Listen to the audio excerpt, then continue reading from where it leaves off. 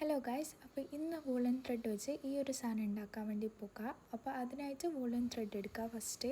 എന്നിട്ട് ഇതേപോലെ കൈമൽ വെച്ചിട്ട് ഒരു 20-25 ചുറ്റുക. എന്നിട്ട് കട്ട് ചെയ്യുക. അതേപോലെ തന്നെ ഒരു ചെറിയ പീസും ഒരു വലിയ പീസും വൂളൻ ത്രെഡ് കട്ട് ചെയ്തെടുക്കുക. നമ്മൾ കട്ട് ചെയ്തതിൽ വലിയ പീസ് ഇവിടെ കെട്ടിക്കൊടുക്കുക.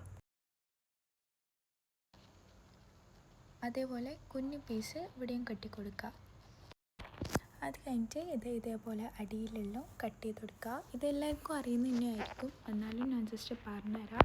ഞാൻ ഒറ്റൊന്ന് മാത്രമേ ഉണ്ടാക്കുന്ന കാണിക്കുന്നുള്ളൂ. ഇതേപോലത്തെ 6 എണ്ണമാണ് ടോട്ടൽ വേണ്ടത്. ഇതും കൂടി കൂട്ടിയിട്ട് 6 എണ്ണമാണ് ടോട്ടൽ വേണ്ടത്. അപ്പോൾ ഞാൻ 2 ഷെയ്ഡിലാണ് എടുത്തിട്ടുള്ളത്. ഒരു പിങ്കും വൈറ്റും വരുന്ന തീമാണ് എടുത്തിട്ടുള്ളത്. പിന്നെ ഒരു വുഡൻ സ്റ്റിക്ക് വേണം. അപ്പോൾ ഇവിടെ ഒരു കൂർത്ത ഒരു സാധനം ഉള്ളതുകൊണ്ട് അതേ ഒന്ന് കട്ട് ചെയ്ത് മാറ്റിയതാണ്. എന്നിട്ടെല്ലാം ഒന്ന് ലെവൽ ചെയ്ത് അറേഞ്ച് ചെയ്ത് വെക്കുക. നിങ്ങൾക്ക് എങ്ങനെയാണ് വേണ്ടതെന്ന് വെച്ചാൽ അതേപോലെ അറേഞ്ച് ചെയ്യുക. ഞാൻ ഈ ഒരു രീതിയിലാണ് അറേഞ്ച് ചെയ്തിട്ടുള്ളത്. അതിന് ശേഷം അതെല്ലാം ഒന്ന് കെട്ടിക്കൊടുക്കുക. അപ്പോൾ നിങ്ങൾക്ക് കാണുമ്പോൾ തന്നെ മനസ്സിലാകുന്നുണ്ടാവും എങ്ങനെയാണ് ചെയ്യേണ്ടതെന്നെല്ലാം. എന്നാലും ഞാൻ ജസ്റ്റ് പറഞ്ഞുതരാം. കാണുമ്പോൾ ആയിരിക്കും കുറച്ചുകൂടി മനസ്സിലാകുന്നുണ്ടാവുക ഞാൻ പറയുന്നതിനെക്കാട്ടും കൂടുതലും. പിന്നെ കെട്ടിയിട്ട് ബാക്കി വരുന്നതെല്ലാം കട്ട് ചെയ്ത് മാറ്റിയിട്ടുണ്ട്.